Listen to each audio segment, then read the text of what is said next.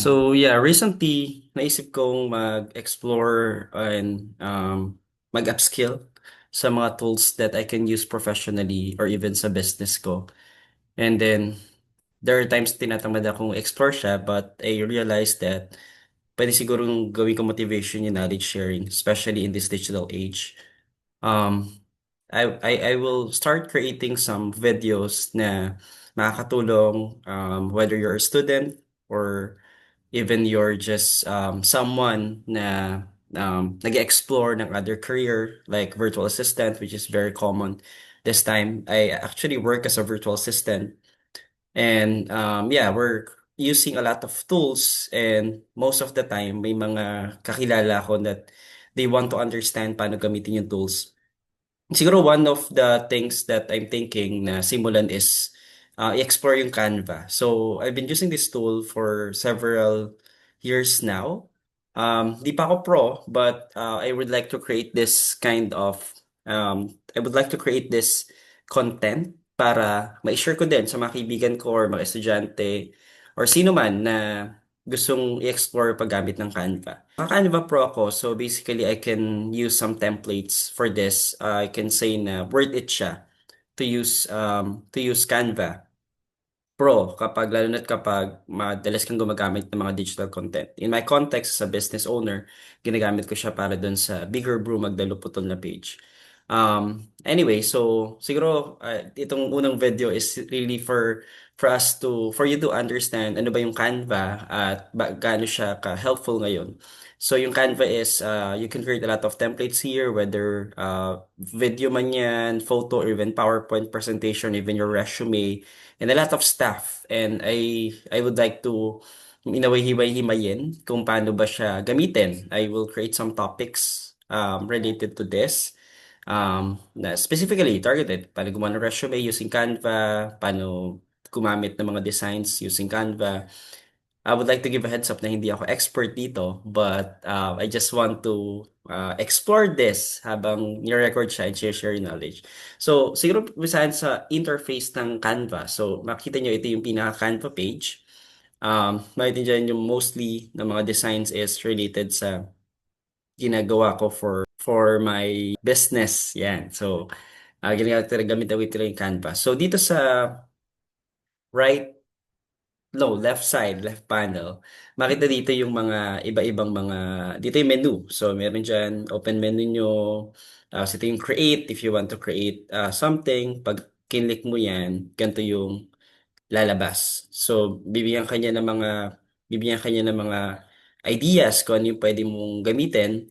Pwedeng spreadsheet, documents, presentation, social media, videos, as I mentioned, or even products. And if you have Canva Pro, pwede mong gamitin yung mga, mapansin nyo dyan, hindi siya ano siya, pwede siyang gamitin. So, yung Canva, ang maganda dito, marami siyang mga templates that you can use depending sa gagamitin mo. At meron pa siyang mga iba't ibang sizes. Although you can also customize depende sa pangangailangan mo. Like kapag magpiprint ka ng tarpaulin. So, this one naman, basically, it's the home button. Kunyari, doon ka, pupunta ka, ito yung pinaka main page mo.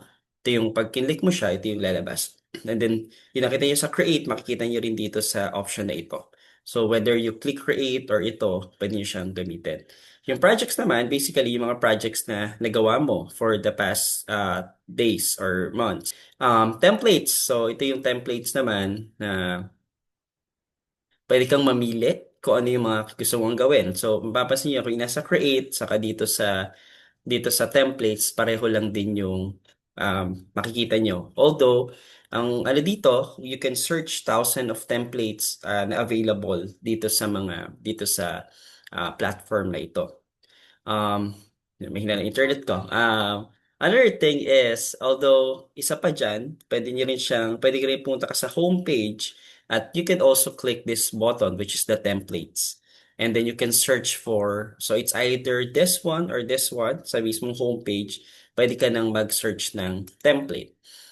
We will have a separate video on what is the prompt na pwede natin gamitin. It's just really for you to understand ano ba yung mga yung interface mismo ng Canva.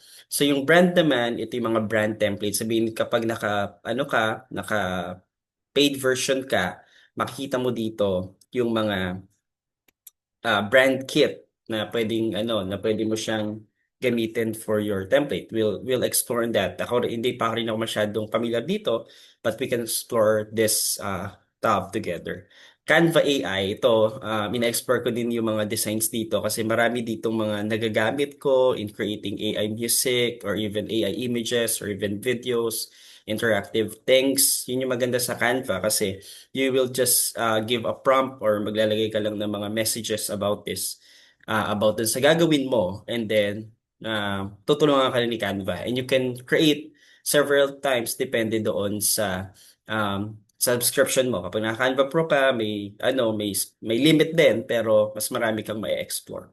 Yung applications naman, dito naman yung mga basically applications inside Canva na pwede mong gamitin to create your content. So, mapansin dito, meron ditong Amazon Creator. Hindi ko pa rin siya na-explore, pero ayan, kung makita niyo yung mga image splitter, yan, mga design, mga mag-blur, laser reflection, mga trending up. So, ito yung naisip ko na tinatamad akong pag-aralan to, but as I create these videos, I would like to explore this with you. So, nagamit ko na dito yung AI music. I created um, AI music using Canva kasi nga most of the time kapag hindi AI music, nakaka-copyright siya doon pag nag-upload ka ng video or anything sa social media.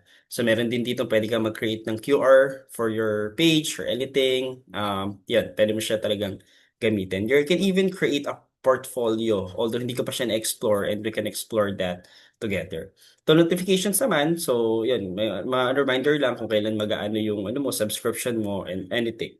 So yeah, basically that's the homepage ng Canva na pwede mo siyang gamitin. So sa next video, I will help you understand in a way yung iba't ibang design and we'll try to create one. This is just an introduction video and I hope na if you want to learn with me, then yan, you may follow this video or this you may follow me. Thank you.